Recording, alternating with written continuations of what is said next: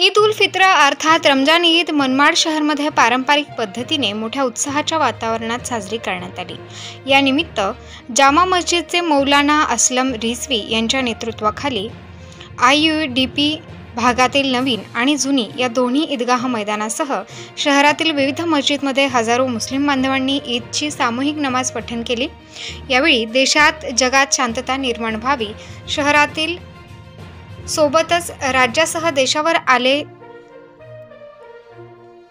संकट दूर व्हावे, यासह देशात समाधानकारक पाऊस पडावा, सर्व जाती धर्माच्या लोकांमध्ये बंधुभाव दृढ व्हावा यासाठी विशेष दुआ करण्यात आली। IUDP नवीन ईदगाह या ठिकाणी मोठ्या संख्येने मुस्लिम बांधव नमाज पठण करण्यासाठी उपस्थित होते।